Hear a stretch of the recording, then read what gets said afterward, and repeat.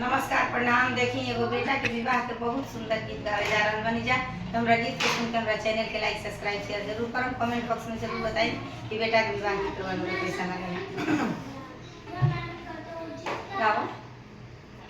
बगिया में फूले लावे इलिया तो फरे फूले बेखारा बहिया ला फाएले मलिनिया या जुरे फूलवा लोड़ावे बहिया ला फाएले मलिनिया या जुरे फूलवा लोड़ावे धीरे रहे मालिनी धीरे रहे अवरो गंभीरे रह जब फूलवा हुए काचना तब ही औरा लोड़ावी जब फूलवा हुए काचना तब ही औरा लोड़ावी बगिया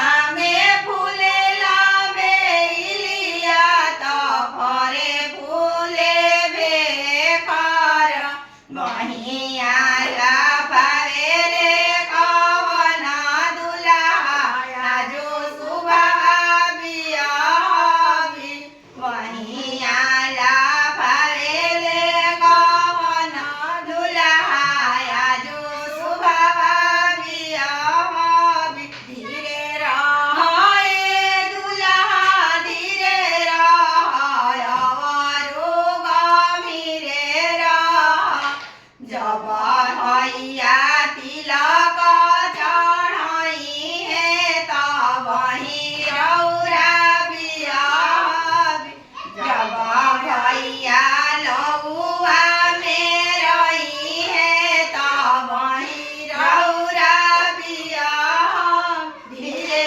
रहे दुल्हा धीरे रहे अवरो गंभीरे रह जब